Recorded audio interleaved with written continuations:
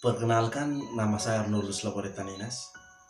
Di sini saya akan berbagi tips bagaimana ekstrak kombinasi antara buah kelapa tua dengan beberapa helai daun kencur untuk menyembuhkan peradangan pada usus buntu atau penyakit usus buntu.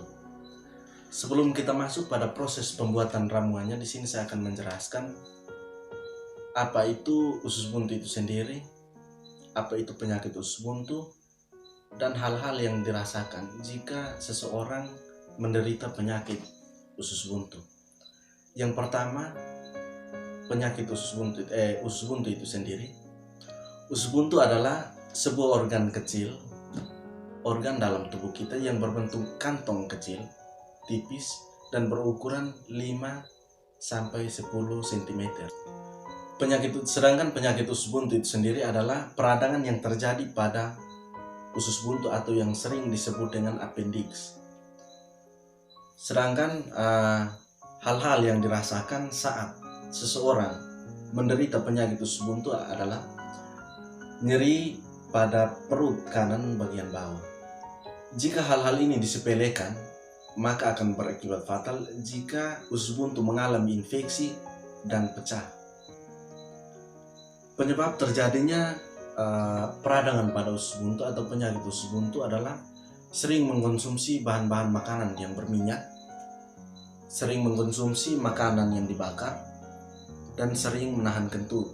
Jika hal-hal ini disepelekan, maka akan terjadi hambatan pada usus buntu, pembengkakan jaringan pada usus buntu, dan tinja atau pertumbuhan parasit pada rongga usus buntu.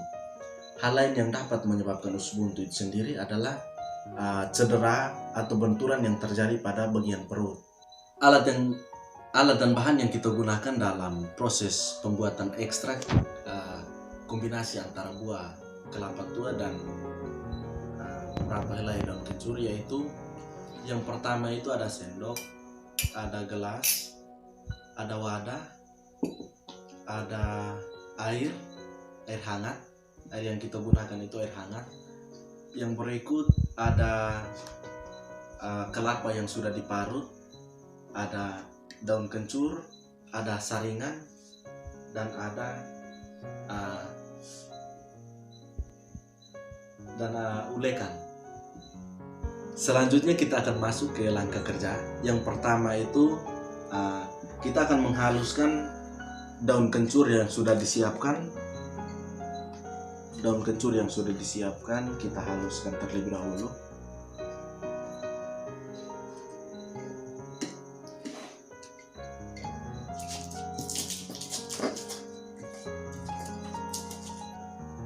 Baik, setelah dihaluskan kita akan mencampur daun kencur yang sudah dihaluskan dengan kelapa yang sudah disiapkan. Kita campurkan kelapa secukupnya.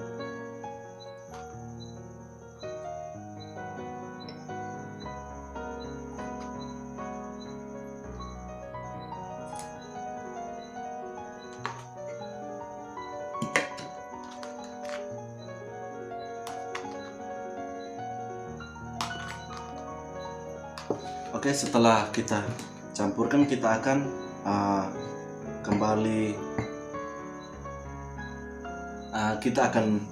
kembali mengulek untuk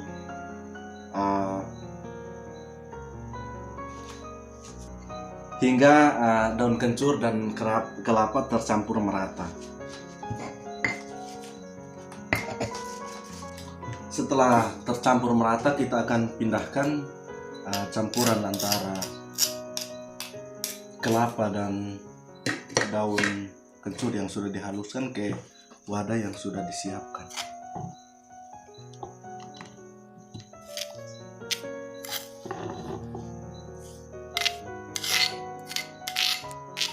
Setelah kita campurkan, kita tambahkan air sebanyak 1 gelas.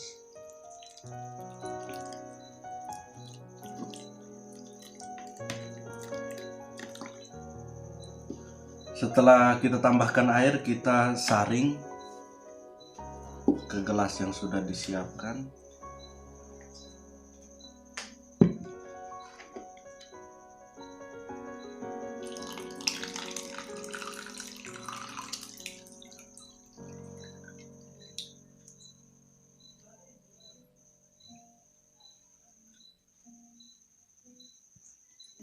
Oke, setelah kita saring, ramuan siap dikonsumsi.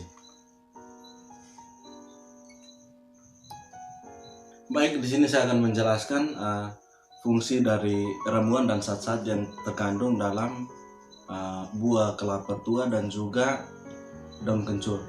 Yang pertama itu fungsi dari ramuan ini adalah untuk menyembuhkan peradangan atau penyakit pada usus buntu.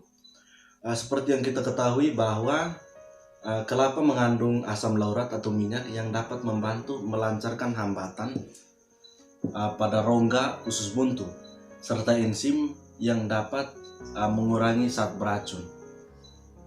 Sedangkan kencur dapat digunakan sebagai obat atau obat anti peradangan serta penyembuh luka. Jadi dengan khasiat tersebut, saluran pada usus buntu dapat mengalami peradangan atau hambatan dapat disembuhkan dengan olahan dari buah kelapa tua dan juga dengan ekstrak daun kencur. Komponen-komponen kimia pada masing-masing bahan alami yang digunakan, yang pertama itu komponen pada buah kelapa itu, zat kimia yang terkandung dalam buah kelapa yaitu asam laurat, kalori, protein, lemak, karbohidrat, kalsium, fosfor, lemak, besi, dan vitamin A. Sedangkan komponen kimia pada daun kencur itu yang pertama pati, mineral, xenon, asam metalkanin, beta-dekaan, asam sinamat, etil ester, borneol, kamfen, asam anasid, alkaloid, dan gom.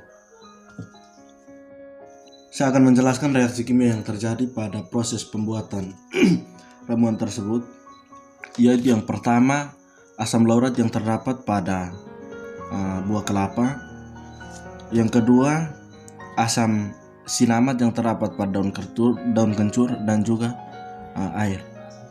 Reaksi yang terjadi yang pertama pada asam laurat terdapat perbedaan keelektronegatifan antara C dengan O, didukung lagi dengan di sini ada ikatan rangkap.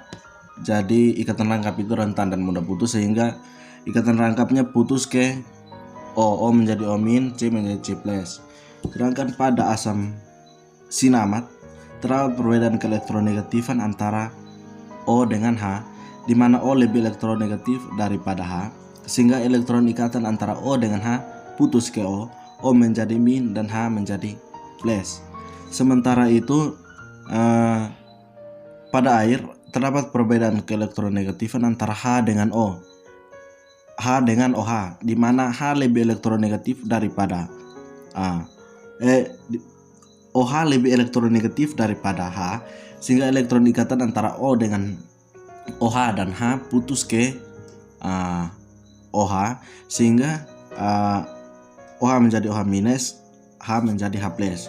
Kemudian terjadi interaksi antara yang pertama O minus akan bereaksi dengan H plus membentuk OH, sedangkan C plus akan bereaksi dengan O minus membentuk senyawa ini, dan juga OH minus pada air akan bereaksi dengan H plus dari asam sinamat menghasilkan kembali H2O atau air.